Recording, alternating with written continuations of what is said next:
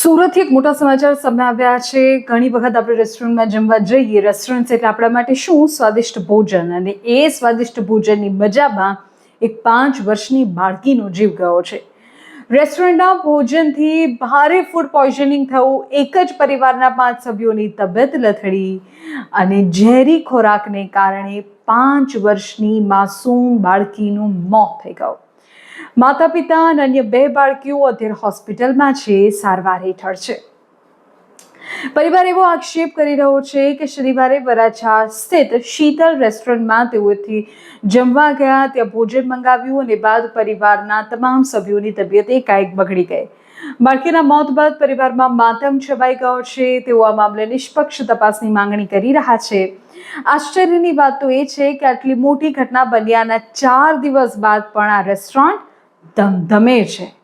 તંત્ર અને આરોગ્ય વિભાગની ટીમ જ્યારે તપાસ માટે પહોંચી તો રેસ્ટોરન્ટમાંથી અખાદ્ય અને ફૂગ લાગેલી દાળનો જથ્થો મળી આવ્યો, જેનાથી રેસ્ટોરન્ટની લાપરવાહી સામે અનેક સવાલો ઊભા થયા છે. બીજી તરફ રેસ્ટોરન્ટના માલિકે પોતાનો બચાવ કરતા કહ્યું કે આવી તો કોઈ જ ઘટના બની નથી. પરિવાર તેમને ત્યાંથી જ ભોજન લઈને ગયો હતો કે કેમ તેની તો તેમને જાણ પણ નથી.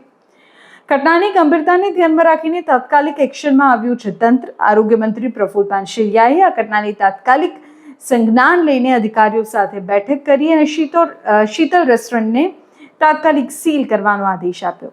હાલ વરાછા પોલીસે આ મામલે અકસ્માતે મોતનો ગુનો નોંધી માસૂમ બાળકીના મૃતદેહને પોસ્ટમોર્ટમ માટે ખસેડ્યો છે. આરોગ્ય વિભાગ દ્વારા રેસ્ટોરન્ટમાંથી ખાદ્ય પદાર્થોના સેમ્પલ લઈને લેબોરેટરીમાં તપાસ માટે મોકલવામાં આવ્યા છે.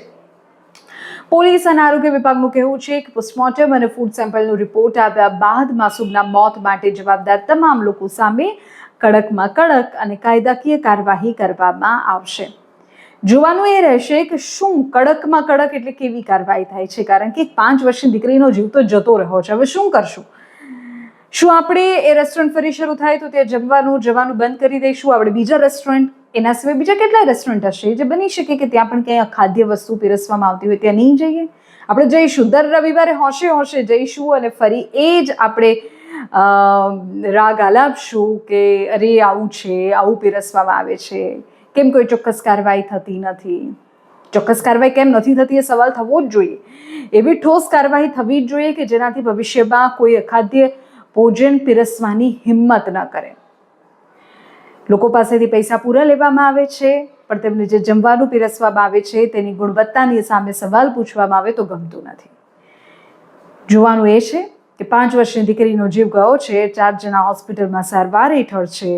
હવે તંત્ર ક્યારે જાગે છે, ક્યારે કાર્યવાહી થાય છે?